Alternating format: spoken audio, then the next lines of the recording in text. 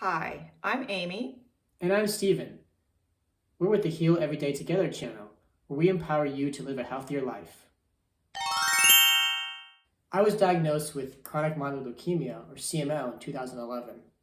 My treatment was to take pills every day for the rest of my life. And this stabilized him, which was great. I also believed, however, that if he just made some lifestyle improvements, that he could go into remission. So we really focused on improving his diet. And as a result, I got into remission. so you can understand why eating healthy is so important to us. Eating is one of the 4 pillars of health, which helps us heal every day. Also the name of our channel. After I got diagnosed, I slowly started to eat more better foods. I added a vegetable or 2 every year.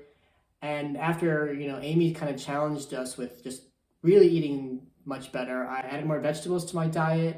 We added more fruit, whole grains, and healthy proteins. We cut out alcohol. I cut out processed foods, cut out sweet drinks like Coke and juices, really focused on just having well-balanced meals. This didn't happen overnight. It definitely took me several years. I think in the beginning of my cancer diagnosis, I was eating a couple of vegetables, and then I slowly every year added a few more. And probably about 4 or 5 years into my diagnosis, I finally just started eating any vegetable out there. I realized in part of the process is I don't have to like everything I eat because it's good for you. Yeah, that's why I eat it. That's not an easy thing to swallow, no pun intended, but that's kind of the way I eat these days. I'm like, this is good for me to eat, and I'm going to eat it. And I may not love it, but I found ways over the years to be comfortable eating things I don't like and understanding the benefit. Fortunately, with all this healthy eating over the years, I was able to get into remission. And in 2019, I stopped my drugs. And it's been 18 months, and I'm still in remission. Yay! We try to eat as natural as we can. We eat fruits, vegetables, and grains. In general, I just follow the environmental working groups lists of the Clean 15 and the Dirty Dozen, and that guides me as to what types of vegetables I'm buying organic or not. And I have a garden in the backyard to supplement some of the vegetables that we buy during the week. For proteins, we try to buy wild-caught salmon, grass-fed beef, and meats with no antibiotics. When we get the beef, we'll chop it up into like 5 or 6 portions and freeze those.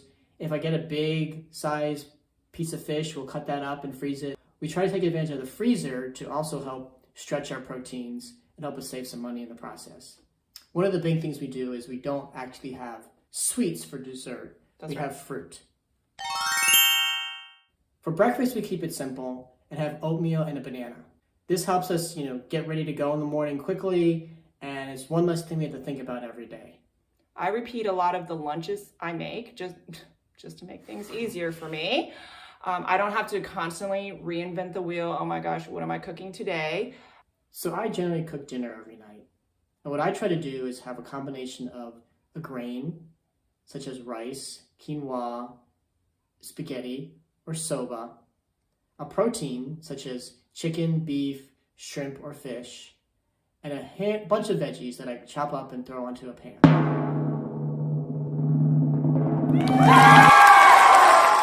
And what I try to do is we usually have rice for about 2 days, and then I switch to a noodle dish, and then back to a rice or quinoa dish, and then back to a noodle dish. So over the week, I try to diversify and not go too many days eating the same thing.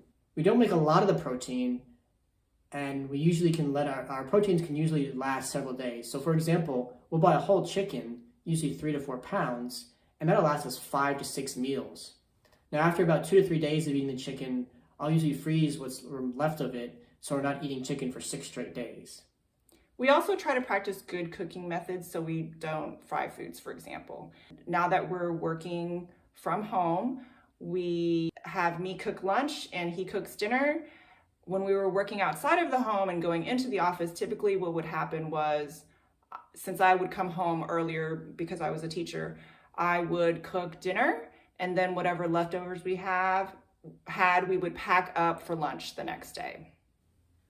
The beauty of the way we cook, though, is that none of this takes more than 20 or 30 minutes. So if you think about it, that's the time that it takes to watch a TV show or the time it takes to listen to your favorite podcast. We only eat out about 2 or 3 times a month, although we sometimes do buy pre-made or frozen foods. And just as a reminder, we're not perfect. We're far from it. We do the best we can. I think we do pretty well, but we realize that we can make improvements, but it's also okay not to be perfect. Sometimes you're tired and you don't want to cook, or you want to just go order out some food, and that's okay to do. But what we try to do is we minimize those days and cook healthy most of the nights of the week. So we hope everyone can see how it's possible to eat healthy throughout the week. We're here to support each other and learn from each other. We're all part of Team Heal, and we want to hear from you. Our question of the day is, what are things you eat in a week to stay healthy? Hit the subscribe button and the bell to join Team Heal. We all need teammates to support us in living a healthy lifestyle. We're here to coach you on how to live a healthy life, and we want you to be part of our team of healing. We're Amy and Stephen from the Heal Every Day Together channel.